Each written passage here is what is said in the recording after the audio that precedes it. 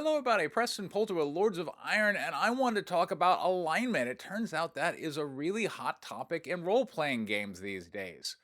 Really, it was pretty simple back when we first got started in D&D. There was lawful, and then neutral, and then chaotic, and then it had to get a little more complicated. Then it became the grid of 9, where you had one axis and two axis for 9 squares: lawful good through chaotic evil. And that seemed okay. And then people started to go, well, what is good and evil really? And now I'm seeing the idea that maybe we should have an alignment system based on the 5 colors of magic with the resulting 32 grid. And now I'm like, okay, time out, time out. The more I've been looking at this, the more I think it really comes down to people having a problem with the nature of good versus evil. In which case, why are you playing fantasy? And maybe we should just return to the 3 grid system of lawful, neutral, and chaotic. Now, for those of you who are already objecting out there in the audience, I want to share a story with you, and that's the story of William Marshall. William Marshall was a figure during that time in England's history that a lot of people love, the Lion in Winter, and then going on to Robin Hood. He served both King Henry II, Eleanor of Aquitaine, and later Prince John. And one of the reasons why he was so useful is one, he was a hell of a knight, but two, he was absolutely honor bound to follow his word. When Prince John came to power, William Marshall's interpretation of the law was this was the rightful monarch of England, and as a knight, he was honor bound to follow him. And despite the fact that he sees Prince John doing things that he doesn't agree with, including things that damage William Marshall directly and things that he considers to be unethical, William Marshall is like, I am honor bound. I will not betray my oath. At one point, he was captured by the French King Philip, and King Philip is holding William Marshall for ransom. And William Marshall goes, hey, why don't you let me go back to England and see if I can get my ransom on my own? And if not, I'll come back here. And that's exactly what happened. He went back to England, tried to raise up enough money to ransom himself. When he couldn't, he came back to the French king and said, sorry, here I am. That's lawful. How many of your player characters would do that? But let's look at the story of William Marshall as a role playing game, right? If that was a character being played by a player and they reached an agreement with an NPC, hey, let me go back to my homeland, and if I can't raise the ransom that you're demanding, I'll just come back and imprison myself. What player would really do that? And really begs the question of why would anyone ever honor their word? Now, for William Marshall, he really believed in this idea of God and virtue, and that if you did not honor your word, you were going to be punished in the afterlife. So for him, it was a matter of where his soul was going to spend eternity. But for people just playing the game, the really only motivation they would have is, well, or hey, you did something bad.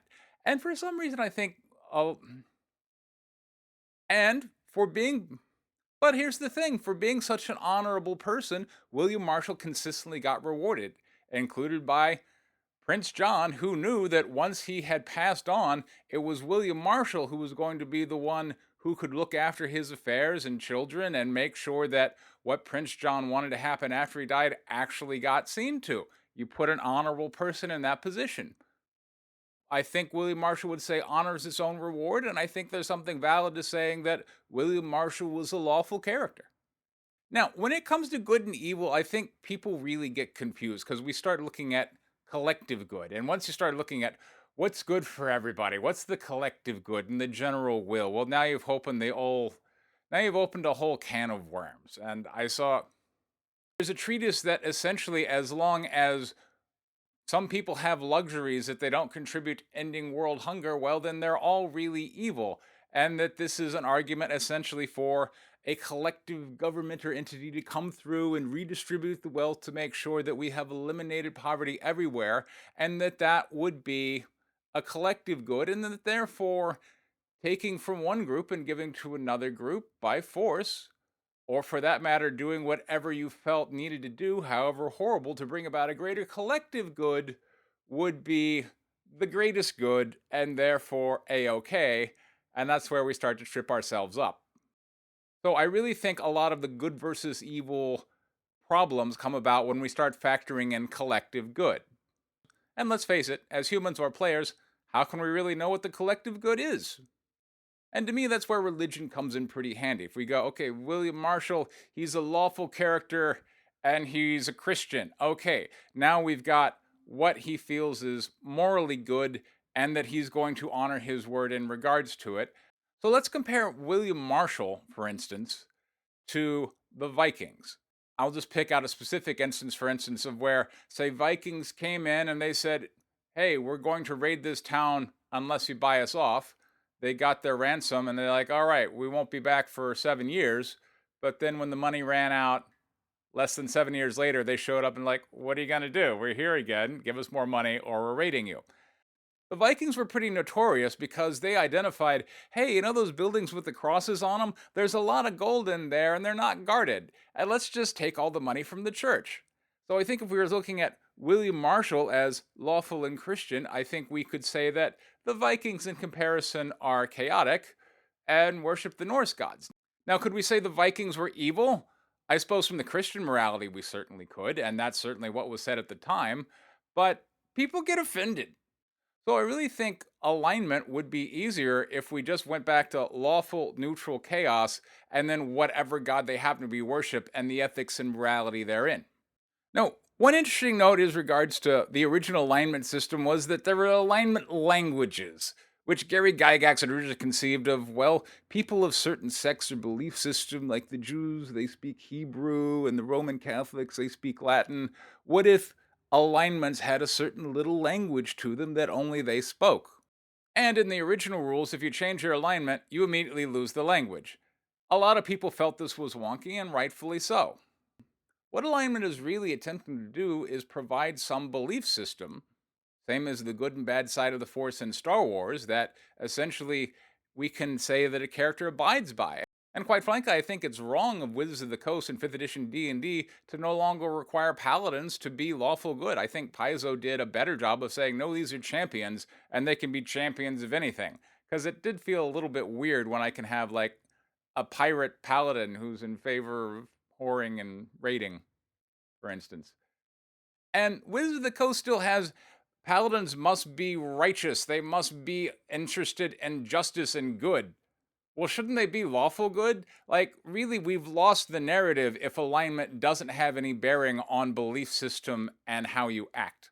If we look at the battle for England between the Saxons and the Vikings, in a 3-tiered alignment system, it becomes fairly simple. We could go, okay, well, the Vikings, they're chaotic, and the Saxons, they used to be raiding back in the day, but now they've settled down, they have farms, they have churches, they've found God, and they are, if not lawful, they are at least neutral. But when we go to a 9-tiered system, we gotta go, okay, are the Vikings necessarily chaotic evil? I mean, they are raping, raiding, and pillaging. And are the Saxons therefore lawful good, or maybe they're lawful neutral? Maybe they're neutral good. Maybe they're chaotic good. And that's where I think, like, when you get to these broader systems, you kind of lose the plot.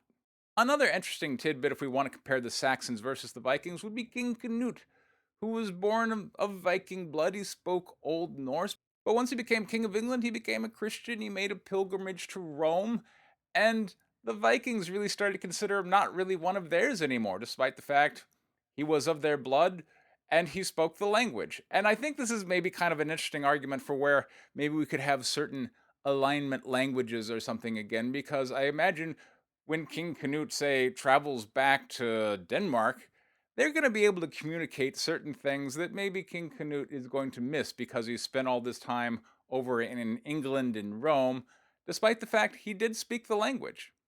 In terms of alignment languages, I could see those as like spirits. Like if you're worshiping a particular deity or you're following law, neutral, chaos, well, then those particular spirits are with you and they allow you certain gifts to communicate with other people that are like minded. And those spirits leave once you've essentially betrayed that particular faction. One way you can actually change alignment languages to make them make a little bit more sense is if you say it's actually over a period of time that you learn your new language and you forget your old one. Like, let's say the span was 5 or 10 years. Well, over that time period, you will be learning the customs of the law people and your use of the neutral meetings and the neutral languages, because let's face it, belief systems, they change over time, as do Because let's face it, customs, language, and to a certain extent, belief systems change over time. And if you're not hanging out with those people anymore, you would not really be able to communicate them as effectively. So I think if you just, instead of making it an immediate change, you make it, say, a 5 or 10 year shift, well, then now alignment languages start to kind of add a bit of flavor to the setting. Folks, in preparing my own module for old school essentials, I think I've come around to saying there's some wisdom in the three-tiered alignment system, and I've even talked myself into liking alignment languages. This has been Preston Poulter with Lords of Iron. Thank you very much for your time. Take care.